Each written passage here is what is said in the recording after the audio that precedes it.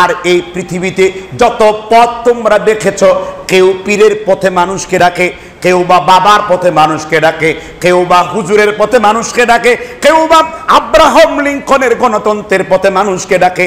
কিন্তু রাসূল বলেছেন না, নিঃসন্দেহে আহসানাল হাদিয়ে মুহাম্মাদিন সাল্লাল্লাহু আলাইহি ওয়াসাল্লাম, এই পৃথিবীতে তোমরা যত পথ দেখতে পেয়েছো, যাওয়ার পথ দেখতে পেয়েছো, হেদায়েতের পথ দেখতে পেয়েছো, আমি আল্লাহর নবী তোমাদেরকে যেই পথ দেখিয়েছি, এই পথ হলো আমার উম্মতের জন্য হেদায়েতের একমাত্র রাস্তা। একসাথে আউযু বিল্লাহি মিনাশ শাইতানির রাজিম, বিসমিল্লাহির রহমানির রহিম।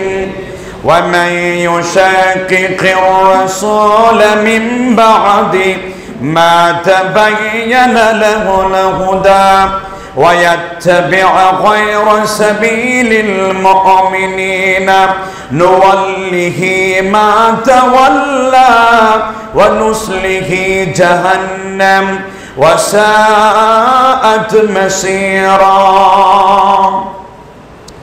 মহান আল্লাহ কোরআনুল কারীম সূরা আন-নিসা 4 নম্বর সূরার 115 নম্বর আয়াতে কারিমায় আল্লাহ বলেছেন, আল্লাহর রাসূলের সত্য পথ প্রকাশিত হওয়ার পরে, ওয়া মান ইউশাকিকির রাসূলা মিন বা'দি, আল্লাহর নবীর সত্য পথ প্রকাশিত হওয়ার পরে, ওয়া ইয়াত্তাবি' গায়রা সাবিলিল মুমিনিন, এবং সাহাবীদের পথ ছাড়া অন্য কোন পথ যদি কেউ চলতে চায়, আমি আল্লাহ তাদেরকেও পরিচালিত করব। ওয়া নুসলিহি জাহান্নাম, কিন্তু আল্লাহর পথ এবং সাহাবীদের পথ ছেড়ে কেউ যদি অন্য কোনো পথ ধরতে চায়, তাকে আমি আল্লাহ ঠেলতে ঠেলতে জাহান্নামের মধ্যে নিয়ে ফেলবো। ওয়া সাআত মাসীরা, আর জাহান্নাম থাকার জন্য কতই না নিকৃষ্ট জায়গা। তাহলে অত্র আয়াত দ্বারা কিন্তু আল্লাহ দলিল উপস্থাপন করলেন যে আপনার কাছে দুইটি পথ এখানে রয়েছে, এক হলো রাসূলের দেখানো পথ, আরেক হলো সাহাবী মুমিন বলতে এইখানে আল্লামা সাদি তাফসীর করেছেন, তাফসীর সাদির মধ্যে এখানে ইত্তাবি' গায়রা সাবিলিল মুমিনিন বলতে সাহাবীদের পথ ছাড়া অন্য কোনো পথে যদি কেউ চলতে চায়, তাহলে কয়টি পথ? একটা হলো রাসূল সাল্লাল্লাহু আলাইহি ওয়াসাল্লামের পথ, আরেকটা কাদের পথ? সাহাবীদের পথ। রাসূল সাল্লাল্লাহু আলাইহি ওয়াসাল্লামের দেখানো পথই আমার আপনার পথ, সাহাবীদের দেখানো পথই আমার আপনার পথ, ঠিক না? ঠিক। এই ব্যাপারে সাহাবী হুযায়ফা রাদিয়াল্লাহু তাআলা তিনি বক্তব্য করেছেন, এই হাদিসটি উল্লেখ করেছেন বিশিষ্ট উসুলবিদ, উসুল অর্থাৎ ফিকহের উসুল বর্ণনা করেছেন ইমামে শাতিবী রাহমাতুল্লাহ আলাইহি। তিনি তার বিখ্যাত গ্রন্থ আখলাকুন নবী সাল্লাল্লাহু আলাইহি ওয়াসাল্লাম এখানে তিনি বলেছেন, সাহাবী হুযায়ফা রাদিয়াল্লাহু তাআলা বলেছেন, কুল্লু ইবাদাতিন লাম ইয়াতাআব্বাতাহা আসহাবু রাসূলুল্লাহ সাল্লাল্লাহু আলাইহি ওয়াসাল্লাম মাকালান ফাত্তাকুল্লাহ ইয়া মা'শারাল মুসলিমিন ওয়া খুযুত তারিকা মান কানা ক্বাবলাকুম। আল্লাহর নবীর সাহাবীরা যেইভাবে ইবাদত করেছে, হে রাসূলের উম্মতেরা তোমরা ওইভাবেই আল্লাহর ইবাদত করো। সাহাবীরা যেইভাবে আমল করেছে তোমরা ওইভাবেই আমল করো। মান কানা ক্বাবলাকুম, সাহাবীগণ পেছনের লোকদের জন্য কোনো কিছুকে বাদ রাখেননি, তারা দিনকে পরিপূর্ণ করে যেইভাবে আমল করা যায় পেছনের লোকদের জন্য কোনো কিছুকে অবশিষ্ট রাখেনি। এই জন্য সাহাবীদের অনুকরণ করলে আমাদের জন্য জান্নাত আছে না নাই?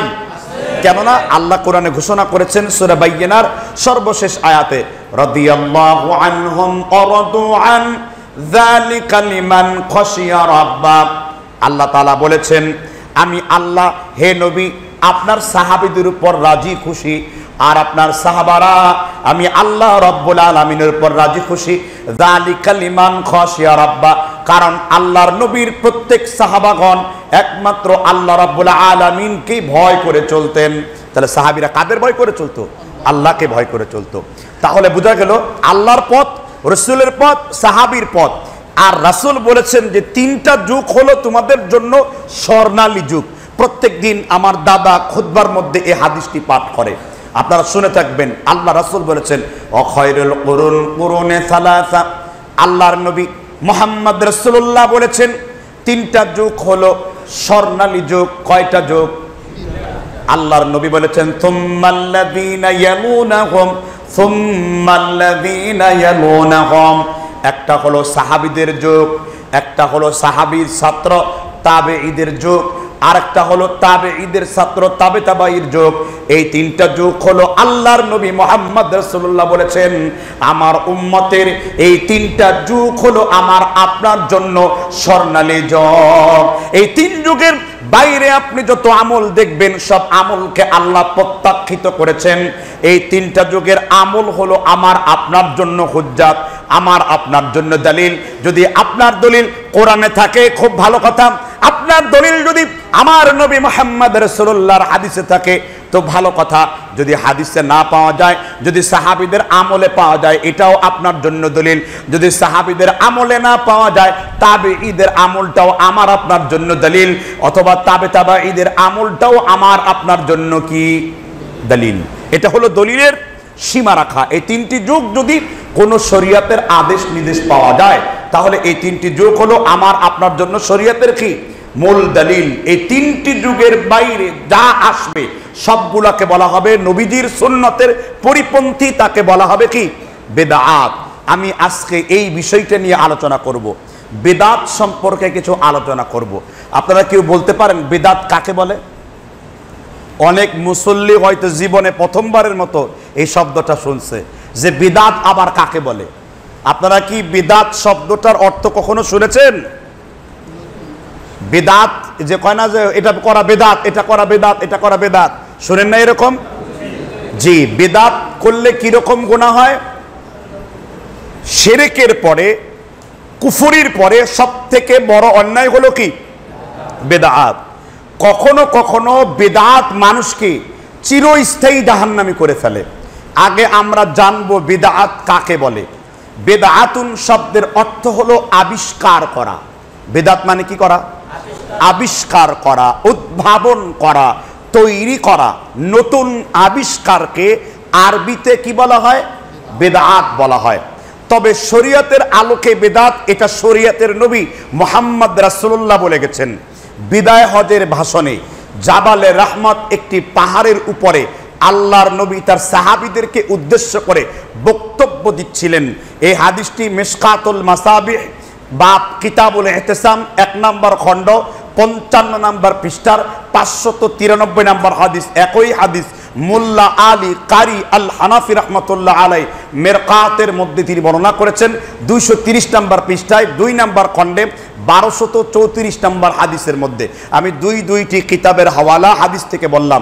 এবার রাসূল বলেছেন, কে বলেছেন?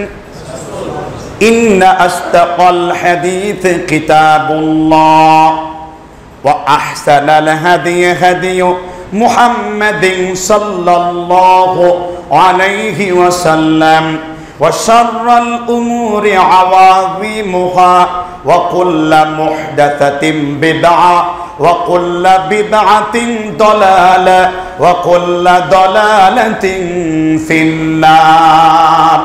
আল্লাহর নবী মুহাম্মদ রাসূলুল্লাহ সাল্লাল্লাহু আলাইহি ওয়াসাল্লাম তিনি বলেছেন ইন্না আস্তাকাল হাদিস কিতাবুল্লাহ। এই পৃথিবীতে সর্বশ্রেষ্ঠ কিতাব হলো, সর্বশ্রেষ্ঠ বই হলো, সর্বশ্রেষ্ঠ বুক হলো আমার আল্লাহর কিতাব, তাকে বলা হয় কোরআনুল কারীম। ঠিক না ঠিক? আল্লাহর নবী দ্বিতীয় অংশে বললেন ইন্না আস্তাকাল হাদিস কিতাবুল্লাহ ওয়া আহসানাল হাদি হাদি মুহাম্মাদিন সাল্লাল্লাহু আলাইহি ওয়াসাল্লাম। আর এই পৃথিবীতে যত পথ তোমরা দেখেছো, কেউ পীরের পথে মানুষকে ডাকে, কেউ বা বাবার পথে মানুষকে ডাকে, কেউ বা হুজুরের পথে মানুষকে ডাকে, কেউ বা আব্রাহাম লিঙ্কনের গণতন্ত্রের পথে মানুষকে ডাকে। কিন্তু রাসূল বলেছেন না, নিঃসন্দেহে আহসানাল হাদি হাদি মুহাম্মাদিন সাল্লাল্লাহু আলাইহি ওয়াসাল্লাম। এই পৃথিবীতে তোমরা যত পথ দেখতে পেয়েছো, যাওয়ার পথ দেখতে পেয়েছো, হেদায়েতের পথ দেখতে পেয়েছো, আমি আল্লাহর নবী তোমাদেরকে যেই পথ দেখিয়েছি এই পথ হলো আমার উম্মতের জন্য হেদায়েতের একমাত্র রাস্তা। ঠিক না বলেন? বলেছেন মুহাম্মদ আহসানাল হাদি হাদিয়ু মুহাম্মাদিন সাল্লাল্লাহু আলাইহি ওয়াসাল্লাম। আমি রাসূল, সর্বশ্রেষ্ঠ পথ হলো আমি রাসূলের পথ।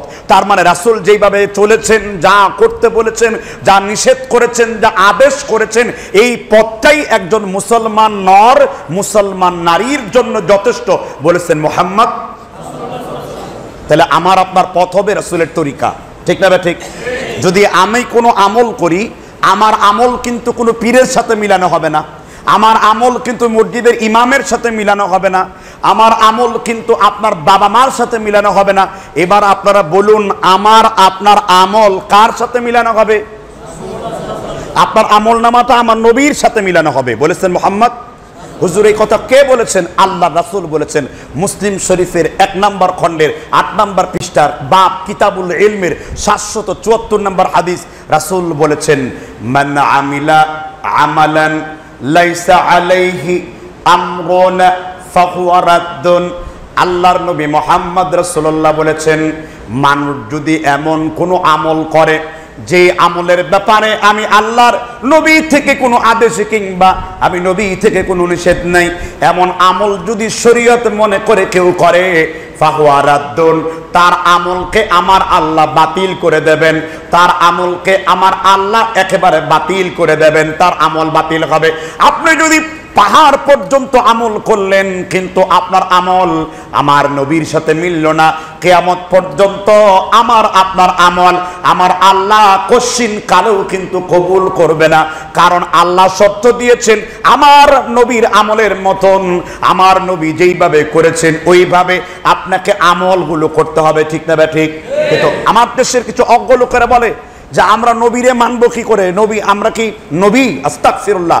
আরে তোমাকে তো নবীকে মানতে বলা হয়েছে, মানে নবী যা আদেশ করেছেন তা গ্রহণ করতে বলা হয়েছে, যা নিষেধ করেছেন তা বর্জন করতে বলা হয়েছে। কে বলেছেন? আল্লাহ বলেছেন। কোন সূরায়? সূরা আল হাসর আয়াত নাম্বার 7-এ আল্লাহ উল্লেখ করেছেন, মা আতাকুমুর রাসূল ফাখুযুহু ওয়া মা নাহাকুম আনহু ফান্তাহু। আল্লাহ তাআলা বলেছেন, তোমার নবী তোমাদেরকে যা আদেশ করেছেন তোমরা তা গ্রহণ করো, আর তোমার নবী তোমাদেরকে যা নিষেধ করেছেন তোমরা তা কি করো? বর্জন করো। এখন বিদাতের ব্যাপারে রাসূল বলেছেন, ইয়াকুম ইহদাসাতাল উমুরি মুহদাসাতুহা। কেউ যদি শরীয়ত মনে করে, ইসলাম মনে করে এমন কোন কর্মকাণ্ড করে যেই কর্মকাণ্ড আল্লাহর নবী থেকে অনুমোদন নাই, আল্লাহর নবী আদেশ করেন নাই, আল্লাহর নবী নিষেধ করেন নাই, এমন কাজকে শরীয়তের দৃষ্টিতে বলা হয় বিদআত। এমন কাজকে শরীয়তের দৃষ্টিতে কি বলা হয়? তার মানে আপনি যে কিছু আমল করবেন তার জন্য রাসূল থেকে কি থাকতে হবে? প্রমাণ থাকতে হবে। যদি রাসূলের বাইরে আপনি কোনো আমল করেন আপনার আমলটা শরীয়তে কি হবে? বিদআত হবে। আর রাসূল বলেছেন, কুল্লু বিদআতিন দালালা। যে ব্যক্তি বিদআতি কর্মকাণ্ড করবে, আপনি এমন কোন জিকির করলেন, এমন কোন নামাজ পড়লেন, আর এমন কোন রোজা রাখলেন, এমন কোন যাকাত দিলেন, আর আপনি যত আমল করলেন যদি আপনার আমলটা আমার নবীর সাথে না মিলে তা হবে বিদআত। আর কুল্লু বিদআতিন দালালা, রাসূল বলেছেন প্রত্যেক বিদআতকারীর পরিণতি হলো, প্রত্যেক বিদআত হলো পথভ্রষ্টতা, গুমরাহি, আর প্রত্যেক বিদআতকারীকে আমার আল্লাহ জাহান্নামের মধ্যে ঢুকায় দেবেন, বলেছেন মুহাম্মদ। কথা কি বুঝতে পারতেছেন আমার? তাহলে নবীর তরিকা অনুযায়ী যদি আপনি আমল করেন তো ঠিক আছে, কিন্তু নবীর তরিকার বাইরে যদি আপনি চলেন আপনি জাহান্নামে যাবেন, বলেছেন মুহাম্মদ সাল্লাল্লাহু আলাইহি সাল্লাম। বিদআত করলে আর কি গুনাহ হয়? বিদআত করলে কোন রকমের ইবাদত আল্লাহ কবুল করেন না। আবার বলছি, আল্লাহর রাসূল বলেছেন বিদআত করলে তার ফরজ, তার নফল, তার রোজা, তার হজ, তার যাকাত, তার দান কোনো কিছুই আল্লাহ কবুল করেন না। কি করলে? তাহলে বিদআত কি? যা নবীর সুন্নতে নাই তাই কি? যা নবীর সুন্নতে নাই তাই কি? নবী তিন ভাবে আদেশ করেছেন। একটা হলো ফেইলি, নবীজি যে কাজগুলো করছেন, আরেকটা হলো কাউলি, রাসূল যেগুলো আদেশ নিষেধ করেছেন, আরেকটা হলো তাকরার, নবী হয়তো করেন নাই কিন্তু তার সামনে সাহাবারা করেছেন, রাসূল এটারে অনুমোদন দিয়েছেন। এই তিন প্রকার ফেইলি, কাউলি আর তাকরিরি, এই তিন প্রকার অনুমোদনের বাইরে আপনি যা করবেন তা কি? পরিষ্কার না অপরিষ্কার? বুঝা গেছে তো কথাগুলো? এবার কেউ যদি বিদআত করেন তার পরিণতি কি হবে আমি বলিনি, বলেছেন ইমাম আহমেদ ইবনে হাম্বল রহমতুল্লাহ আলাই, বিখ্যাত কিতাব মুসনাদ আহমদ ৮ম নম্বর খণ্ড ১০,০০০ নম্বর হাদিস, এই একই হাদিস মুসনাদ আবু ইয়ালা আর ৬ নম্বর খণ্ডের ২৫,০৪৪ নম্বর একই হাদিস তারিখে দিমাশক ইমাম হাইসামি রহমতুল্লাহ আলাই ৪ নম্বর খণ্ড ৪০৮ নম্বর পৃষ্ঠা একই হাদিস সিয়ারু আলামিন নুবালা ইমাম হাফিজ শামসুদ্দিন যাহাবী রহমতুল্লাহ আলাই ২ নম্বর খণ্ড ১০৪ নম্বর পৃষ্ঠায় রাসূল বলেছেন লিসাহিবিল বিদআ ইসাবান হাজ্জান নাফিলাতান উমরাতান ইয়াখরুজু মিনাল ইসলামি কামা তাখরুজু মিন শাআরাতিন আজিজ। রাসূল বলেছেন যে ব্যক্তি কোনো বিদআত করবে, বিদআতে আমল করবে, বিদআতি আকীদা পোষণ করবে, তার নফল ফরজ রোজা হজ যাকাত কিছুই আল্লাহ কবুল করবেন না। মহিলারা রুটি তৈরি করার সময় রুটির মধ্যে যেমন চুল পড়ে, ওই চুলকে টান দিলে যে এরকম বের হয়ে যায়, রাসূল বলেছেন এই ব্যক্তি ইসলাম থেকে এই রকম বের হয়ে যাবে। তাহলে তার ফরজ কি হবে না? আবার বলছি, রাসূল কখনো কখনো একটি কথাকে বুঝাবার জন্য ৩ বার বলতেন। কয়বার বলতেন? রাসূল বলেছেন লিসাহিবিল বিদআ ইসাবান হাজ্জান নাফিলাতান উমরাতান ইয়াখরুজু মিনাল ইসলাম কামা তাখরুজু মিন শাআরাতিন আজিজ। মহিলারা আটা তৈরি করলে ওই রুটির মধ্যে আটার খামিরের মধ্যে চুল যেমন পড়ে যায়, তদ্রূপভাবে বিদআতের সাথে যে সম্পর্ক রাখে, তার ফরজ, তার নফল, তার রোজা, তার হজ, তার যাকাত কোনো কিছুই আল্লাহ কবুল করেন না। ওই মহিলা চুলকে টান দিলে যে এরকম বের হয়ে যায়, এরকম খুব দ্রুত ওই ব্যক্তি কি হয়ে যায়? বের হয়ে যায়, ইসলাম থেকে কি হয়ে যায়? বিদআতকারীর কোন ইবাদত আল্লাহর আকাশে কবুল হয় না। বিদআত করে লম্বা টুপি পরলেই কি, লম্বা জুব্বা করলেই কি, লম্বা জিকির করলেই কি, লম্বা নামাজ পড়লেই কি, লম্বা হজ করলেই কি, লম্বা যাকাত দিলেই কি আপনার তরিকা হতে হবে আমার নবী মুহাম্মদ রাসূলুল্লাহর আমলে? ঠিক না? এই জন্য রাসূলকে হুব করতে হবে, আর হুব মানে হলো হুবহু রাসূলকে অনুসরণ করে চলতে হবে।